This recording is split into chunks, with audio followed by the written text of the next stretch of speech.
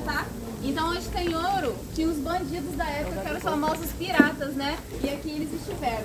Pra quem não sabe, Paraty tem uma grande influência maçônica, né? Quando a gente, não sei se vocês repararam, a maioria dos turistas reparam, né? Quando a gente entra lá na cidade de Paraty, tem o símbolo da maçonaria. O compasso, o esquadro e o G no meio. O G significa Deus ali, né? É o centro de tudo, todos, do universo, tudo mais. E os maçons são grandes matemáticos, pedreiros, engenheiros, caras são fera, né? A construção do centro histórico, aí que eu vou contar a história, né? Da criação e do vilarejo pra vocês, mas já adiantando, os maçons deixaram uma grande influência aqui no nosso centro histórico. Então, essa daqui é a Rua da Lapa, tá? A rua principal. Quando a gente olha lá no final, termina ali, né? Mas não, essa rua termina lá no Cais de Paraty. As ruas são tortas propositalmente porque o centro histórico de Paraty é um labirinto, né? Se alguém andou aí e se perdeu, beleza, deu certo. Então imagina naquela época, sem iluminação, os piratas chegando pelo mar, né? Entrando aqui no vilarejo se perdia muito facilmente, tá bom? Outro motivo é que o centro histórico ele foi construído de frente para o mar, então era para ventilar, porque a cidade foi construída abaixo da maré, então propositalmente 2 vezes ao dia, de manhã e no final da tarde, a maré subia, invadiu o nosso centro histórico todo aqui para fazer limpeza das ruas, tá? As casas tinham um padrão de construção, tinham que ser construídas com 30 centímetros de altura. O nosso calçamento já não está mais original, mas a gente vê ó, a altura né, das portas aí. As pessoas se recolhiam para dentro das residências, jogavam todos os dejetos, gente, fezes, urina. Ainda bem que eu não nasci naquela época, imagina o cheiro que devia ser, né, aqui. Jogava tudo pro lado de fora, a maré invadia aqui e limpava. Lá vai a primeira expressão, que eu adoro as expressões antigas, gente, fui aprendendo e me apaixonei. Já ouviram aquela expressão assim, ah, fulano anda na sarjeta, vive na sarjeta? Eu particularmente estou sempre na sarjeta, gente. Sarjeta é o meio da rua, isso aqui, ó. O lugar mais fácil para você andar no centro histórico.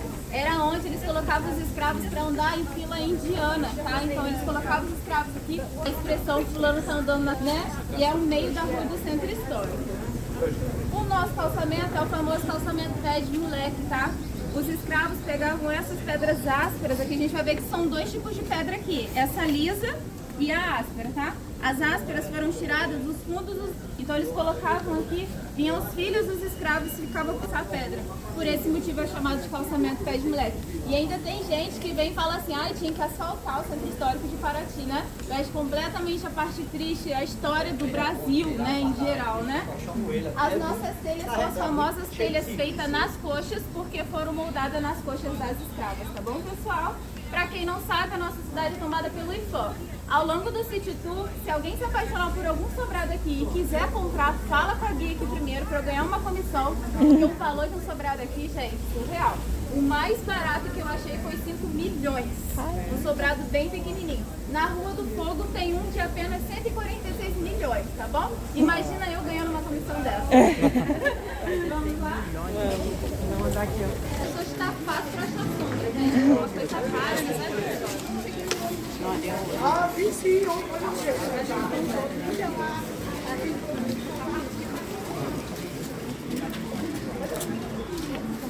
Ainda não memorizei todos, então não vejo. até o final do tour eu consigo memorizar. Engraçado, o cachorro segue a gente, ó. O que levantou ela foi o turismo, né? Então, eles tiveram que vir com a parte de iluminação para o vilarejo. Toda a parte de fiação passa por debaixo do nosso calçamento, tá bom? A gente vê, ó, que não tem fiação espalhada pelo centro histórico, porque tá tudo aqui debaixo. Por esse motivo, eles desmontaram e não souberam montar como original e faltou pedra, né? Daí que entra essas pedras lisas aqui, tá bom, pessoal? Eu parei aqui para poder mostrar um sobrado bem bonito para vocês. Quando a gente vai lá no Google e coloca os sobrados mais conhecidos do Centro Histórico de Paraty, vai aparecer esse aqui, ó, que é o famoso sobrado dos bonecos, tá bom? É o único sobrado que são 3 andares, a gente vai ver que são 3 andares, e é um sobrado que ele tem um grande influência de Portugal, né? A gente vê a telha lá em cima, ó, feita à mão, né? Bem bonito, propriedade particular e pertence a uma italiana, tá bom, pessoal? Por que sobrado dos bonecos? Porque eles tinham 5 bonecos, né? Na verdade 5, eu fiz assim.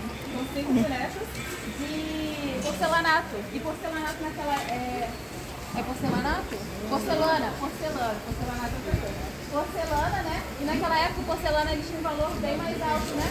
E aí um desses piratas invadiu o vilarejo e saiu saqueando alguns sobrados. Inclusive pegou um desses bonecos, né? Então ela ficou com medo de estar atraindo pirata e tudo mais e resolveu tirar ali, tá bom, pessoal? Aposto que vocês estão curiosos para saber que boneco eram esses. E é claro que eu fui atrás e consegui uma foto bem antiga, né? Pra poder mostrar pra vocês. Não revelei porque a foto não é minha. Então eu vou começar por aqui.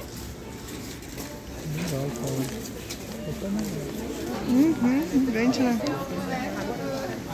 Nessa do Festival da Cachaça. Computador, terrorizei.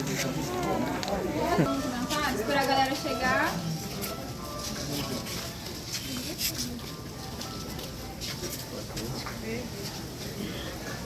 O ferro e o aqui no vilarejo. Tá dando pra me ouvir aí no final? Tá? O ferro e o vidro só foi chegar aqui no vilarejo a partir do século XIX. O primeiro cara que teve dinheiro para colocar o vidro, ele colocou no lado de fora. Ó. A gente vai reparar que todo o centro histórico, as janelas de vidro são do lado de fora e as janelas de madeira são do lado de dentro, tá bom? Que era a forma dele ostentar na época. Qualquer pessoa que passasse aqui ia falar, uau, ele tem o vidro, né? Aí do vilarejo todo mundo começou a seguir aí a forma de ostentar o vidro pro lado de fora, tá bom?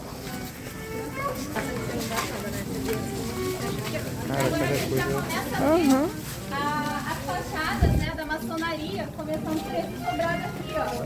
Todas as fachadas da maçonaria. Você percebeu O isso? primeiro símbolo da maçonaria, o primeiro detalhe ligado à maçonaria foram os punhais de pedra. A gente vai reparar que são dois tipos de punhais, tá? O de pedra e esse aqui embolsado com cal da época. Isso aqui não é ligado à maçonaria, mas o punhal de pedra sim. O sobrado que a gente vê esse detalhe aqui, eu posso afirmar pra vocês que ali morou um maçom, tá bom?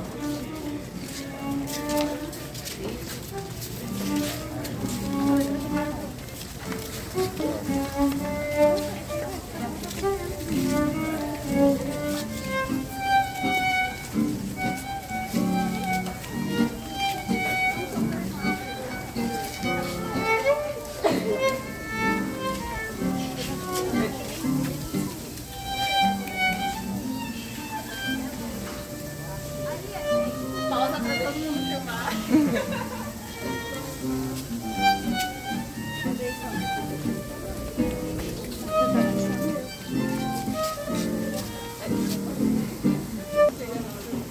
Vamos chegar aqui, ó.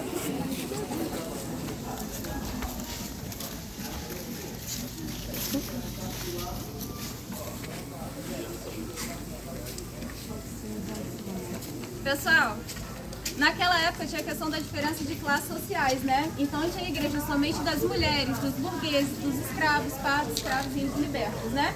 A igreja do Rosário, que é essa daqui, é a segunda mais antiga do centro histórico, construída em 1725 e ela pertencia somente aos escravos. Por mais que eles tivessem a religião deles, né? Quando eles chegavam aqui, eles tinham que seguir a religião da burguesia, que era a religião católica, tá? Então era aqui nessa igreja que eles assistiam 5 horas de missa em latim. Lá vai a segunda expressão. Sabe aquela expressão assim, minha avó vivia lavando a égua, eu não sabia por quê. Sabe aquela expressão assim, me dei bem, lavei a égua, eu vou lavar a égua? Vocês nunca ouviram? Gente, minha avó vivia lavando a égua, eu não sabia por quê. Com o escoamento do ouro de Diamantina, os escravos traziam ouro em lombo de cavalo, a égua, o caminhão vai passar justo agora.